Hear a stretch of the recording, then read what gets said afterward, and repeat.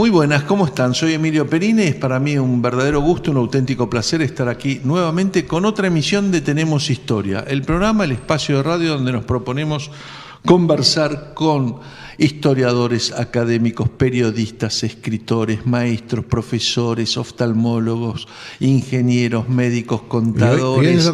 Y hoy arquitectos. Hoy arquitectos, sí. Ingenieros agrónomos. Tuvimos Ramón, que es académico de la historia. Ramón Gutiérrez, ¿no? Académico de la historia, y tuvimos un par de arquitectos. Pero bueno, vamos a hacerlo parroquial, como hacemos siempre. Recordarles que nos pueden escribir a programa tenemoshistoria@gmail.com, tal vez sugiriendo un tema, tal vez haciendo alguna consulta sobre alguno de los programas anteriores. Me pueden encontrar en Twitter, @Emilio Perina. El programa está siendo grabado en video y lo pueden ver por internet después de que va a la radio. Normalmente los ponemos en internet. En el canal vimeo.com, Vimeo con B corta, vimeo.com/Tenemos Historia. También este año estamos en YouTube. Y finalmente tenemos otro motor de búsqueda, otra posibilidad a través de, además de Gmail y los motores clásicos, encontrarnos en Facebook, en la red social Facebook. Allí pueden por el Facebook de Olmo Ediciones o Facebook/Tenemos Historia, facebook.com/Tenemos Historia. Bien, el programa de hoy, yo no sé si va a ser una historia del agua, si tendremos que ver el agua que tiene tanto que ver con la historia y con la civilización. Y con la civilización. Claro, y las ciudades, pero vamos a tratar de recorrer con Jorge Tartarini, que es arquitecto, que es especialista en preservación del patrimonio urbano arquitectónico. Desde 1979 desarrolla en forma sistemática trabajos de conservación, investigación y difusión del patrimonio cultural y el industrial en particular. Ha realizado numerosas publicaciones sobre historia de la arquitectura y patrimonio ferroviario, y el tema que nos interesa hoy, que lo que tiene que ver con obras de salubridad. Es además asesor y actualmente se desempeña como director del Museo del Agua y la Historia Sanitaria de AISA, la empresa de agua y servicios. Vocal de la Comisión Nacional de Culturas y Monumentos. Es decir, aparte estuvo en museos. Estuvo como vicepresidente de la Asociación de Museos Nacional y ahora está en los que serían monumentos, que es distinto de los museos, que fue separado de museos. Bueno, es un nombre es el nombre de la historia. Sí, claro, por supuesto. Y la preservación de la historia. Es la preservación de la historia. Gracias, Jorge, por acompañarnos. Y bueno, ¿hablaremos un poco de la historia del agua en la Argentina o de la historia del Palacio de Aguas Corrientes? Están, supongo que estrechamente vinculadas las dos cosas. Sí. Bueno, muchas gracias por la invitación y un gusto acá estar con ustedes. Sí, una cosa lleva a la otra. Para los transeúntes hoy que pasan por delante de ese edificio espectacular, emblemático, atractivo, multicromático, a algunos es difícil asociarlo con la historia del agua, porque ese edificio por sí mismo ha generado leyendas urbanas en toda la ciudad, y la gente piensa que ahí se iba a trasladar la casa de gobierno, que eso iba a ir para otro país y de casualidad llegó aquí. Ese edificio es un monumento al significado que tenía el agua potable en el momento que se construyó. Estamos hablando de 1871-72, donde empiezan las primeras ideas para el proyecto. Ese edificio es un verdadero monumento al agua y está estrechamente unido a la historia de la salud de Buenos Aires. Bien, recordemos, el edificio está en la avenida Córdoba 1950, barrio Balvanera, es Monumento Histórico Nacional. Presentamos los auspicios del programa y estamos conversando con Jorge Tartarini, especialista en todo lo que tiene que ver con la cuestión arquitectónica e histórica, pero hoy vamos a hablar sobre todo del Palacio de Aguas Corrientes. Oficialmente, estaba leyendo acá, yo no lo sabía, Gran Depósito Ingeniero Guillermo Villanueva, ese es el nombre real. Claro, el nombre que se conoce. Conocido habitualmente como el Palacio de Aguas Corrientes.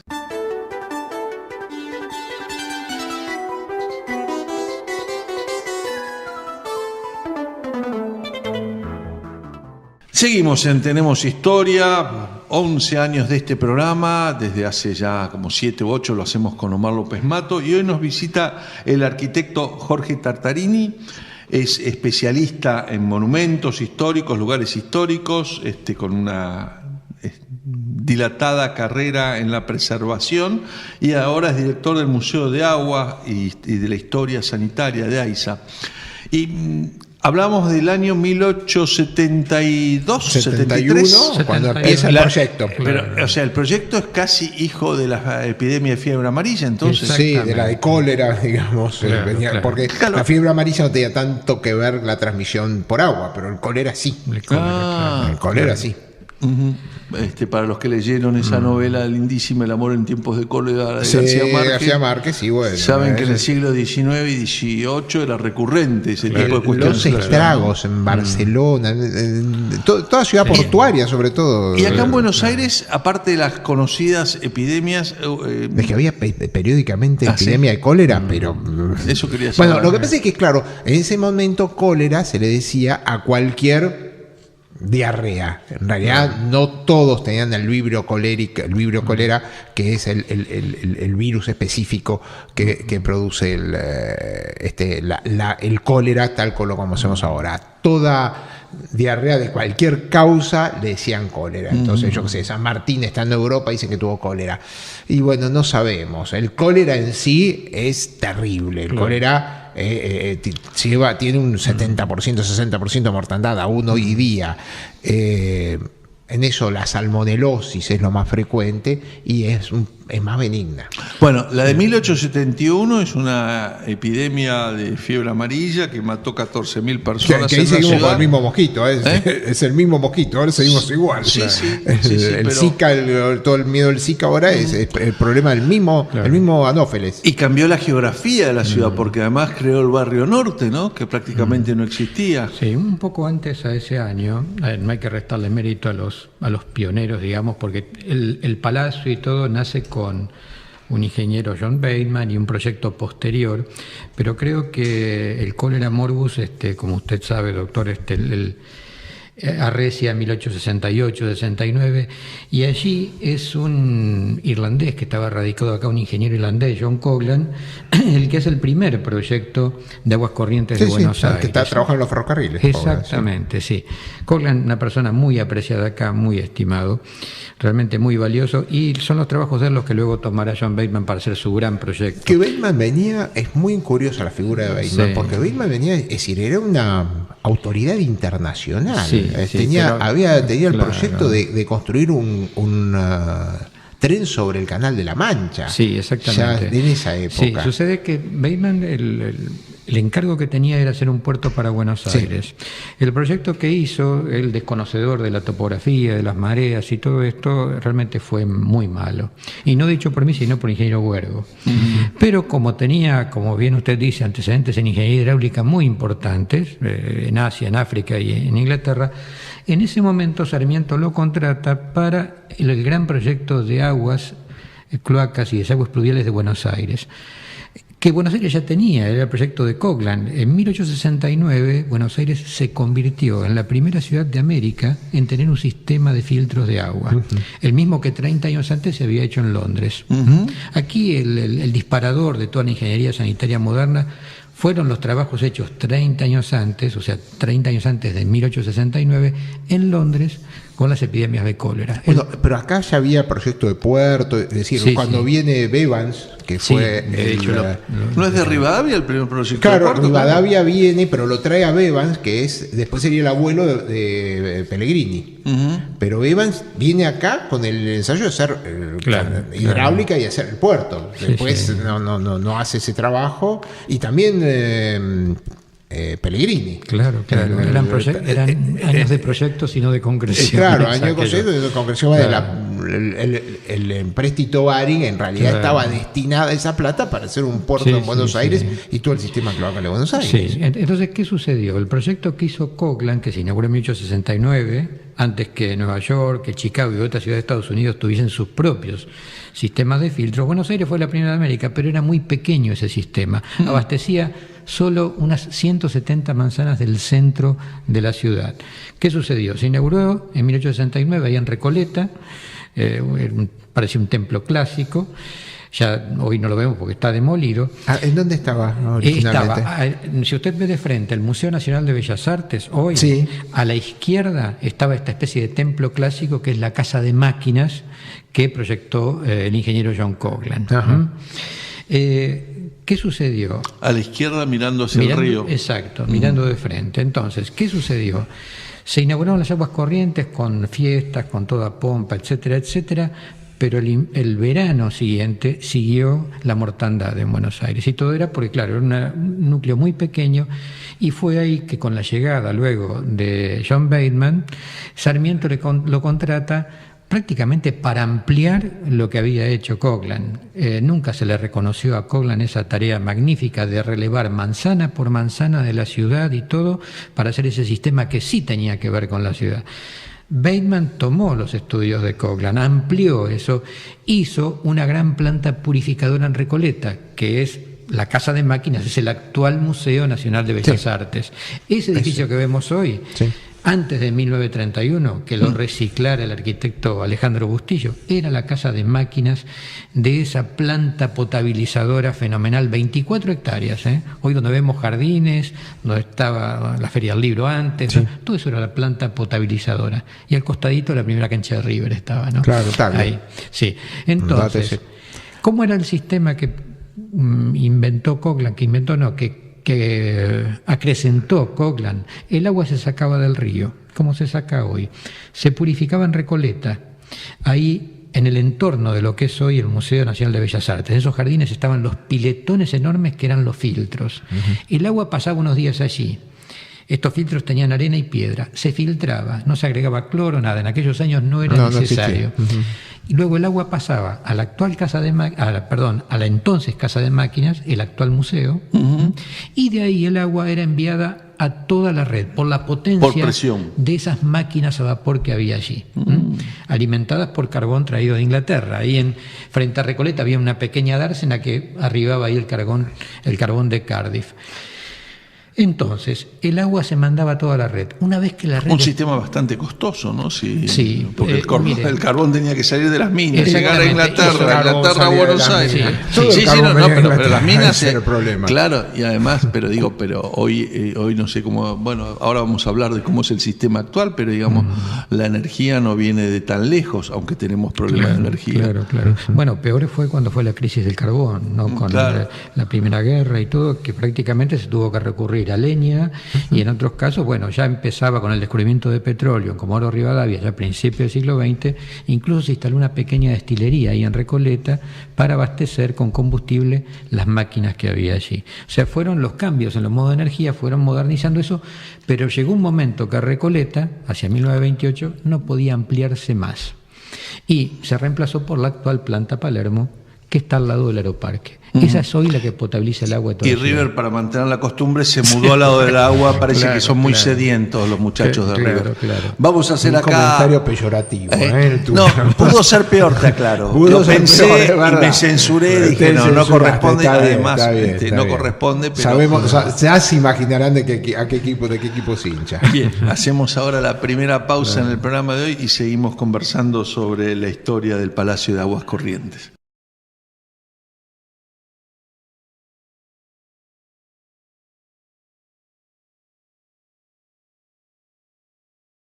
Seguimos en Tenemos Historia. Hoy estamos viendo con la presencia del arquitecto de la Universidad Nacional de La Plata, Jorge Tartarini, especialista en preservación urbano, director del Museo del Agua y de la Historia Sanitaria de la empresa AISA. Y la idea es hablar del Palacio de Aguas Corrientes. Todavía no lo hemos mencionado mucho. Hablamos de la crisis que provocaban estas epidemias de cólera, de tifus, la de fiebre amarilla famosa en 1871, y la presencia de un grupo de ingenieros británicos, ingenieros que venían trayendo los mayores adelantos de la Tierra prácticamente, ¿no? Porque Londres, Buenos Aires y alguna otra ciudad del mundo venían planificando ese agua. La pregunta que Omar me estaba haciendo yo y no lo podía recordar es más o menos cuántos habitantes tenía Buenos Aires en aquel en el momento. 71, cuando es fiebre amarilla, tiene 150.000 habitantes, sí, de los cuales mueren 14.000 y en un momento bueno, la ciudad más llega a del tener 10%. como muy poco 80.000 habitantes. Y después va a empezar a subir. Pero sí, de ahí adelante sigue para cuando la obra del Palacio se empieza a planificar, ya empezamos con la explosión inmigratoria, ¿no? Claro. Bueno, ese fue uno de los principales problemas sobre la obsolescencia del edificio. Porque, como vos bien decís, hacia 1870-71 los primeros proyectos, ¿qué se hizo? Es pensar en una ciudad que como mucho podría crecer a 400.000 habitantes. Claro. Y esa fue la capacidad que se pensó el Palacio. Sucede que el Palacio empezó a proyectarse en esos años, pero recién se inauguró en 1894. Plena eclosión de todos los fenómenos migratorios. ¿Cuánto tiempo de construcción más o menos? El tiempo de construcción fue poco, fueron 7 años. Los años anteriores fueron proyectos de planificación, sí, las guerras obviamente internas, externas, todo. Y se fue postergando hasta esos 7 años que comenzaron en 1887 y se inauguró en 1894, cuando Buenos Aires tenía 600.000 habitantes, casi para 700.000. O sea, ya había superado el nivel de las expectativas de 400.000 personas. Pero el factor de obsolescencia que lo afectó más al Palacio fue la aparición de un fenómeno nuevo, totalmente inesperado en la ciudad, que nadie, ni los ingleses ni nadie podía establecerlo, que fue la electricidad. Ya hacia 1894, el mismo año que se inaugura la Avenida de Mayo, estaban los primeros ascensores en la avenida. Y el agua de los tanques del Palacio no tenía potencia para llegar a los últimos pisos de Avenida de Mayo.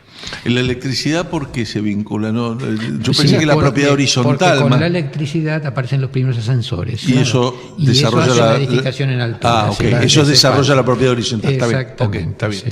Y ahí donde tiene mucho que ver con todo el alumbrado público, etcétera, es Newbery, Jorge Newbery. Newbery fue en la Plaza del Congreso, hay una placa de homenaje a Jorge Newbery, porque está una de las primeras faroles que diseñó Newbery para alumbrar la ciudad de Buenos Aires. Bueno, la ventaja obvia de la propiedad horizontal es que reduce el valor incidental del terreno, ¿no? en la vivienda o en la obra del que se trate. ¿Y cómo va evolucionando este proyecto en una ciudad que va cambiando? Y otra cuestión que me interesa, ¿no? Porque he visto algunos documentales sobre otras ciudades y en muchos casos el agua viene de montañas y la fuerza misma por la cual va bajando es de alguna manera manejada por los ingenieros hidráulicos para ir compensándola, pero se distribuye casi sola. ¿Cómo es en Buenos Aires eso? Bueno, en Buenos Aires, por fortuna, es muy distinto. Buenos Aires tuvo la enorme fortuna, pero también por razones obviamente sociopolíticas y estratégicas, que desde el primer día de su fundación contó con un curso de agua dulce, como es el Río de la Plata, fenomenal, de 200 kilómetros de ancho, 300 de largo, y los conquistadores venían cumpliendo lo que decían las normas de Indias, digamos, que las ciudades nuevas, hechas a nuevo, tenían que estar preferentemente cerca de cursos de agua dulce, que era más fácil de purificar que el agua salada. Bueno, eso es una cuestión que viene desde los comienzos de la civilización. Las grandes ciudades están en los cruces de ríos o en los cruces de ríos con mar, etcétera. Ese momento inicial, imaginemos por un segundo el instante de la fundación, tenía dos paisajes infinitos el conquistador. A sus espaldas, donde estaban los barcos, el horizonte marrón del Río de la Plata y por delante el horizonte de la Pampa, ¿no? Así todo por un mar de pasto, como denominara alguna vez Félix Luna. Esa geografía, no solo para los conquistadores, sino hacia 1870, como estamos diciendo, fue la que se encontraron los proyectistas europeos, el ingeniero Bateman y su gente, les exigía adaptar sus saberes a una circunstancia distinta de lo que eran ciudades en entornos escarpados o que tomaban sus aguas de las vertientes de montañas o que había que generar diques, acueductos. No, aquí era distinto. Y creo que les exigió un ejercicio de adaptación importante. ¿Por qué? Porque, como decíamos antes, este sistema de extraer agua del río, purificarla en Recoleta y distribuirla, necesitaba además un gran depósito distribuidor. Un gran depósito que, bueno, el proyecto anterior, el proyecto pequeño del ingeniero Coghlan, lo había colocado en la Plaza de los Dos Congresos, ahí en la Plaza Lorea estaba. Era un tanque de hierro pobrecito que rebalsaba, era muy pequeño. Incluso quien estaba allí, al pie del tanque, era un señor que tenía un telégrafo. Entonces él avisaba cuando rebalsaba o cuando había que controlar las máquinas que estaban en Recoleta, que eran las que le mandaban agua allí. Claro. En verano era un desastre eso. Y además la ciudad crecía y eso no servía. Entonces, volviendo al origen del palacio, cuando Sarmiento, su gente y todos le pide a John Bateman este gran depósito, es interesante ver en qué términos le piden este edificio, porque ahí está la clave de todo el lujo, el esplendor, todo lo que vemos hoy, porque le piden un edificio único en su tipo, que prácticamente no tuviese comparación con ninguno. Y esto se desprende por varias razones, digamos. Primero, por el significado que tenía el agua pura en la cultura de la época, como dijimos, que era, bueno, modernidad, civilización, progreso. Evitar enfermedades, básicamente. Exacto. Bueno, querían un monumento a esa importancia que le daba el gobierno a la higiene pública en su acción de gobierno. Pero había otro motivo también, que el gobierno y los que le sucedieron al de Sarmiento, obviamente porque la construcción, los proyectos se prolongaron en el tiempo, ¿saben qué recibía de la gente, de los porteños? No. Notas de quejas. Claro. Porque decían que la ciudad parecía siempre en guerra. Imaginen ustedes, kilómetros y kilómetros a pico y pala todos los días hechos por la ciudad para que las canalizaciones de las aguas corrientes llegaran a más hogares. El gobierno se sentía totalmente desconcertado porque dice, hacemos inversiones. ¿Y qué pasaba? ¿Por qué recibía estas notas de queja? Porque eran obras ocultas. Pasaban las cañerías, se tapaban y la gente se olvidaba. El gran tanque, el gran depósito. Perdóneme, pero es la misma razón, arquitecto, por la cual en el conurbano no hay agua potable en muchos lugares de la provincia de Buenos Aires, si hay asfalto y si hay urbanizaciones, ¿no? Sí. Porque los intendentes ganan con las obras. Con las obras que se ven. Que no tienen infraestructura pesada, ¿no? Hay algunos puntos de contacto. Y fíjese usted que este edificio era la oportunidad de lucimiento negado a las obras subterráneas. Claro. Era una especie de canto a sí mismo. Y además era una forma desde la arquitectura urbana de no arruinar el entorno y que se pudiera desarrollar ese barrio, ¿no? Ese es otro de los argumentos de los proyectistas. Claro, ese es muy buen argumento. Ellos decían que esa era una zona muy elegante que quería competir con Recoleta. Y que no se podía dejar desnuda la estructura de hierro de los tanques en un barrio de esas características. Ahora, como siempre, hubo toda una serie de discusiones con respecto a el destino de los fondos, un clásico. Una de las víctimas fue Wilde, Eduardo Wilde, que como sanitarista proponía las aguas y bueno, y comentaban de que él se había quedado con una interesante, había hecho fortuna con las aguas. Ahora, lo gracioso es que Wilde, hay testimonios de cuando va a visitar, y hay un testimonio de médicos, cuando va a visitar a los médicos, a los colegas a la casa, le decía, yo soy el de las aguas, el de la cometa, algo así. Como yo soy, claro, se reía de lo que le decía y se presentaba con esa ironía que era tan propia, se presentaba diciendo, yo soy el edificio. ¿Vos decís que José López se va a presentar diciendo yo soy el de las monjitas? Puede ser, pero con un tiempo, con la historia será. Y otra cosa, también Bateman tuvo todo un problema con Fidel López. Fidel López también tuvo una... a Bateman lo apartaron de las obras. Lo apartaron de las obras porque decía que era lo que hoy llamaríamos egipcia y también una obra faraónica. Los ingenieros argentinos que hacían el seguimiento de las obras de Bateman notaron ciertas cosas raras en el transcurso de las obras y le sugirieron al gobierno varias veces que lo separen a Bateman.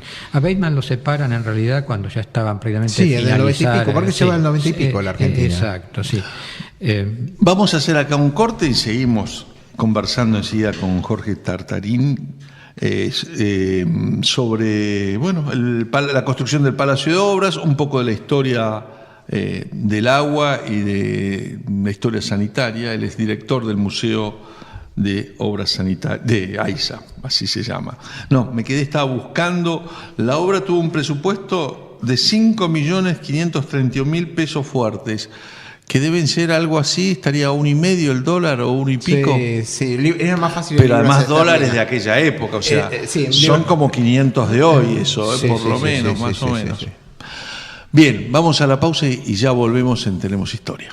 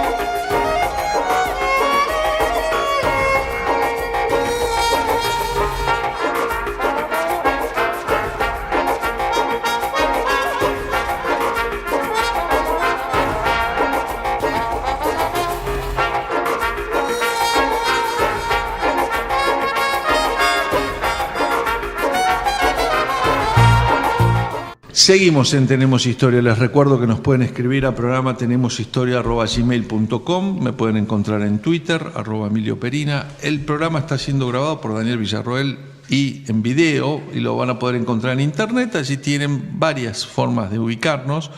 La tradicional es ir al canal de Vimeo, Vimeo con B corta, vimeo.com/Tenemos Historia. Ahora también desde este año, gracias a que han cambiado las normas en YouTube y hay más capacidad, también estamos en YouTube. Y por último, si no, nos pueden buscar por Facebook a través del Facebook de Olmo Ediciones o facebook.com/Tenemos Historia. Hoy estamos hablando del Palacio de las Aguas. Nos visita Jorge Tartarini, es arquitecto, es un apasionado de la conservación, del patrimonialismo, así se dice, difícil la palabra que elegí, y además director del museo. Yo quería después, en el último bloque, me gustaría hablar un poquito del Museo de Obras Sanitarias, pero estamos hoy con una obra que empezó con 5.531.000 pesos fuertes, aprobada en el año, se me perdió el año, pero comenzaron en 1887 con 400 obreros y finalizó en 1794 con la presidencia, la inaugura Luis Sáenz Peña, el padre de Roque, como presidente, y que por supuesto la obra creció en ese presupuesto original hasta abarcar, me decías recién, la mitad del presupuesto de la Ciudad de Buenos Aires prácticamente. Sí, llegó a unos 13 millones de pesos oro.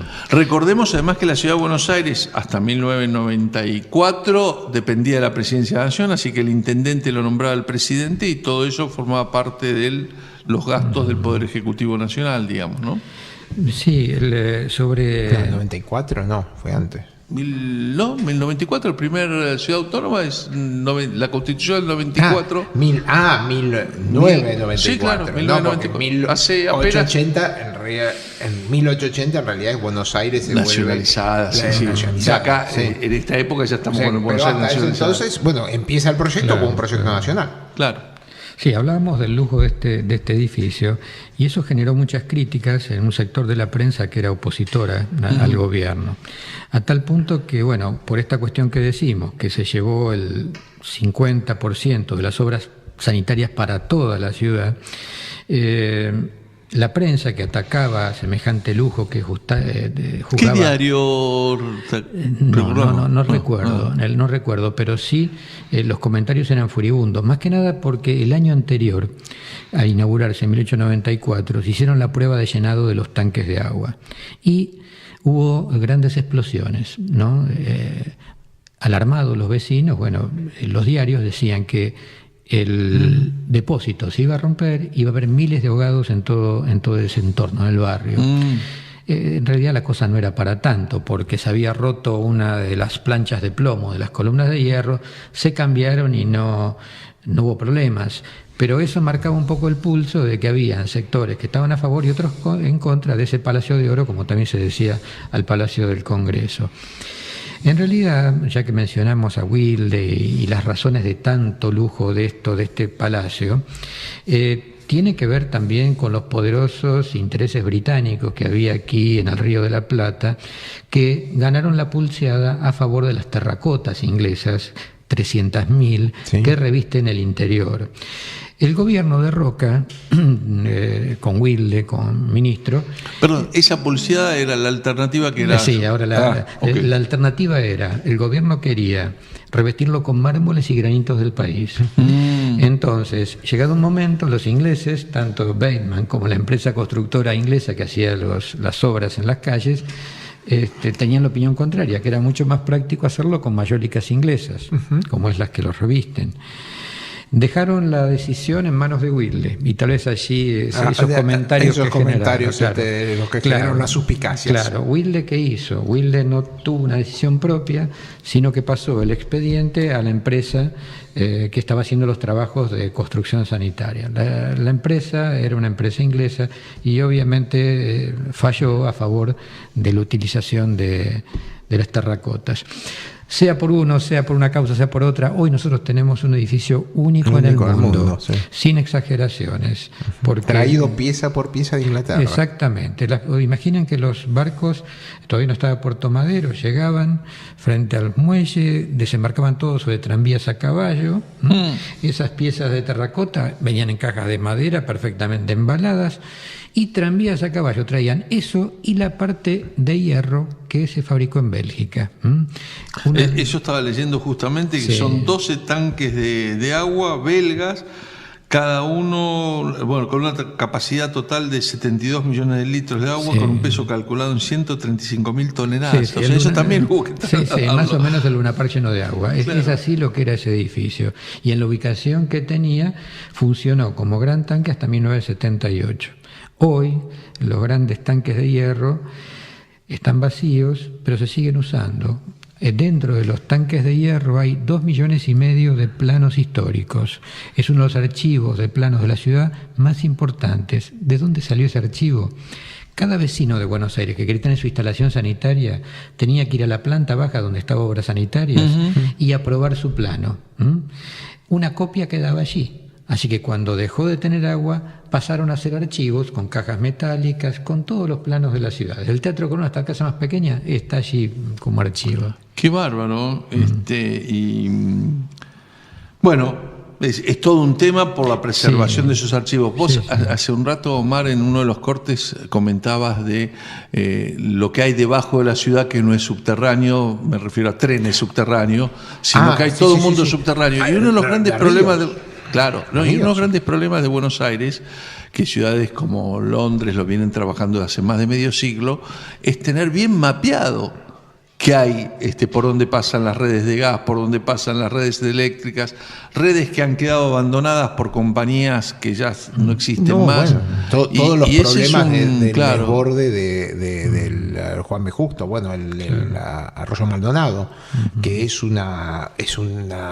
tiene como 6-7 metros de diámetro, es un túnel impresionante cuando vas por abajo, y hay gente que vive ahí, y hay exploraciones, eso es curioso, hay gente que sale a hacer exploraciones, y hay gente que vivía buscando lo que se caía, entonces buscaban oro, por ejemplo, una época.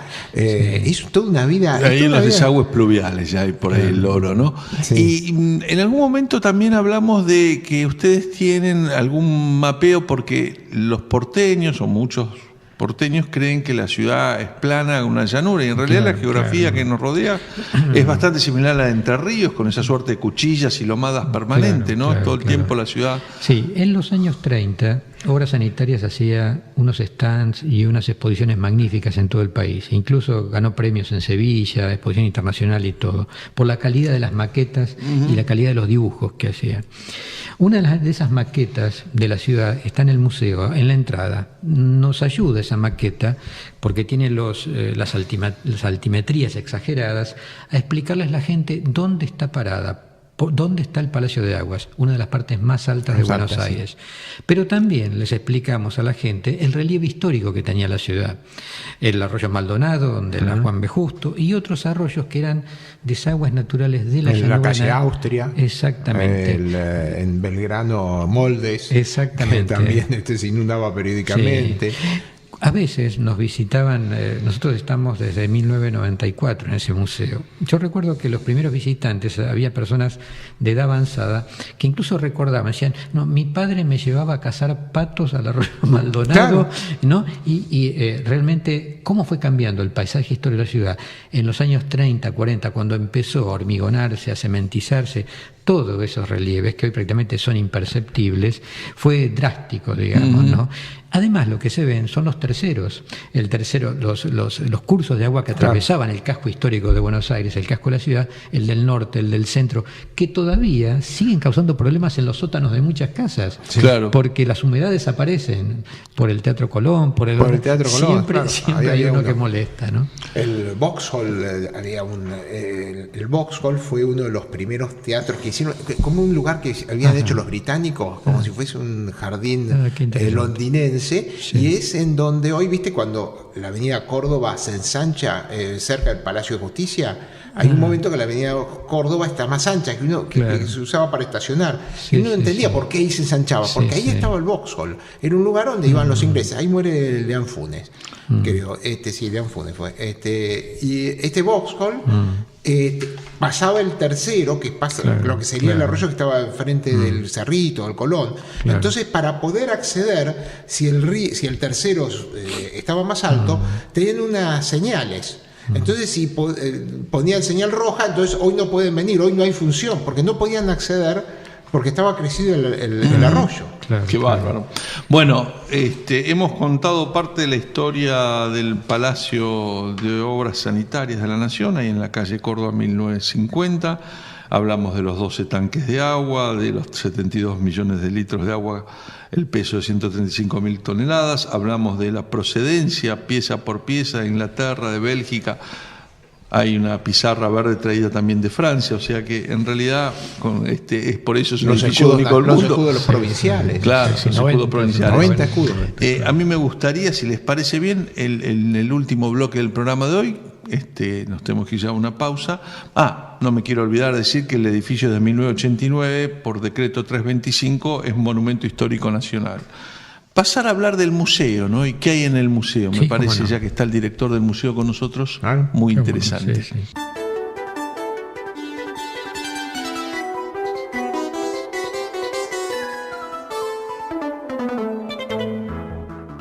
Seguimos en Tenemos Historia. Hoy nos visita Jorge Tatarini, que es arquitecto, un hombre dedicado a la preservación, director del Museo del Agua y de la Historia Sanitaria, que está en la empresa AISA.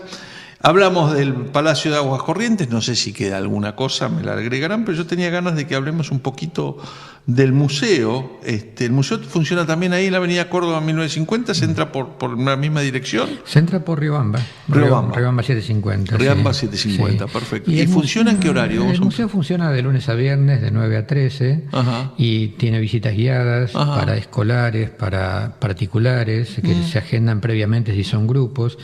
Y el museo lo que propone básicamente es descubrir esto que estamos hablando de la historia del palacio. La gente que entra, el primer contraste que encuentra es que, entra al museo esperando encontrar en el palacio salones dorados, lujosos, y se encuentra con colecciones de artefactos sanitarios y una estructura de hierro fenomenal. Entonces, le explicamos por qué se trata todo eso.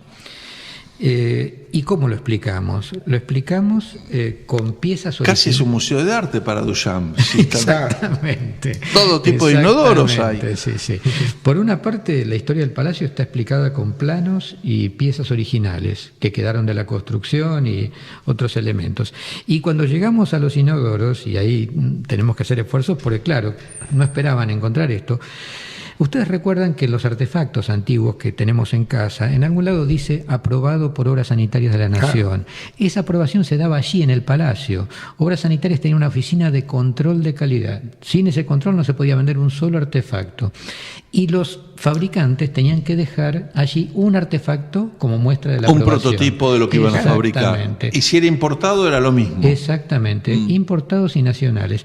Y claro, se fue armando con el tiempo una colección que hay cosas curiosas, ¿no? Que ya obviamente no se usan, pero que mueven a veces a la risa, bueno, ese tipo de cosas. Y además a conocer el patrimonio de lo cotidiano, ¿no? Claro, de la higiene cotidiana, que a nosotros muchas veces no le damos mucha Por ejemplo, la incorporación del bidet, que es tan usual entre los argentinos y los franceses y no entre los anglosajones. Sí, de cada artefacto nosotros contamos esto que estás mencionando, una pequeña historia, porque nos visitan muchos extranjeros también. Y gente que desconoce el bidet le explicamos, bueno, cómo es la difusión aquí, que hacia 1880 lo vieron, se enamoraron en París, lo trajeron aquí lo seguimos usando como el primer día, y ustedes saben que el 90% de los franceses ya prácticamente no lo utilizan. No les entra. Las bromas, claro, las bromas que le hacían los franceses a los ingleses por no saber usarlo en aquellos años. Y también, yo creo que culmina todos estos recorridos entre inodoros y piezas de terracota y todo en lo que es el centro de la manzana, el corazón mismo de la estructura de hierro. Ahí el visitante llega hasta el punto fundamental en donde ve los tanques de hierro y las entradas de columnas de hierro que traen el agua desde Recoleta. Es un panorama que parece la bodega de un barco del siglo XIX o de principio del siglo XX. Por ejemplo, los diámetros de los caños deben ser importantes. Sí, tenían 90 centímetros, 1 metro tenían. Y lo que ven son las paredes de hierro remachadas, roblonadas, que están a cada lado con grandes patios iluminados cenitalmente, ¿no? Por dentro. ¿Y qué otros? ¿Los planos están distribuidos como para que uno los pueda ver? ¿Están los planos de las redes o están solo los planos estos que mencionabas antes de las construcciones de edificios emblemáticos de la ciudad? Los planos que alberga el museo son los referentes a la arquitectura del edificio. El archivo histórico de planos de AISA funciona en otro sector dentro del edificio. Allí van los vecinos con el número de su calle, así de sencilla es la cosa, y algo que acredite la propiedad, y allí solicitan el plano de su casa. Ahora, ¿eso está digitalizado? Por eso te iba a comentar. A la inversa de lo que se hacía antes, que se daba una copia y había que manipular el material, lo que se le da es una copia digitalizada para no andar manipulando ese material que tiene valor histórico. Está en proceso de digitalización y son 2,5 millones y bueno, es bastante lento por la envergadura, ¿no? Una pregunta, porque vamos a aprovechar el arquitecto también. Déjame una cuestión que me surge más como director del Archivo Generación. Bueno. ¿Y los planos originales, cómo están en materia de preservación para que no los afecten hongos? Porque yo medio me asusté cuando me enteré que estaban dentro de tanques de hierro. Sí, mira, las condiciones, hay control hidrotérmico y distintos elementos. Que ahí lo más importante, por lo que aprendí ahora, obviamente yo no lo sabía, es la constancia de temperatura y humedad. Más que 1 grado de temperatura, sino que no tenga variaciones, porque claro, en la variación se produce humedad. Una última cosita de esos planos. Esos planos son aquellos antiguos planos de tela, esas telas azules, ¿no? Incluso nos contaban que, bueno, cuando se desechaban los planos hace 30, 40 años atrás, cuando ya no se usaban más, los del archivo los llevaban a su casa porque las esposas los lavaban y hacían camisas y pañuelos con esos planos. Fíjate la calidad de la tela. Qué bárbaro. ¿No? Cuando ya dejaban de tener la tinta y de azul, quedaba una tela de seda fenomenal, ¿no? Qué bárbaro. Una preguntita, porque el arquitecto fue vicepresidente de la Comisión de Museos. De Monumentos y Museos. Bueno, porque mucha gente acá, bueno, historia, le gustan los museos, etcétera. ¿Cuál es de los que usted conoce, cuál es el museo en la Argentina, en el país, en Buenos Aires, que más le llama la atención? Por supuesto, es un museo muy curioso, pero un museo que decís, qué raro es esto. Mire, yo recorrí muchos museos. Por eso. Sí, por mi experiencia. No tengo un museo que me haya satisfecho en todos los aspectos. Porque... ¿Qué le haya llamado la atención? Sí. Más que por la misma curiosidad. Sí, ¿No? sí. Qué curioso que tengamos un museo de tal cosa. Yo generalmente miro los que tienen que ver con mi disciplina. El Claro. Museo del Agua en Barcelona es muy interesante, el de Quito también. Sucede que hay como varias escuelas dentro de la museografía y todo esto, y yo siempre digo que lo principal en los museos es que los contenidos estén genuinamente expresados. ¿Sabe por qué? Porque hay una especie de tentación con la tecnología, con... Claro, sí, y son digitalizarlo, saltos, imágenes, virtual. Y he visto, mire, le doy un ejemplo. Si usted toma el libro de visitas de nuestro museo no apela a la tecnología, sino a las colecciones, Claro.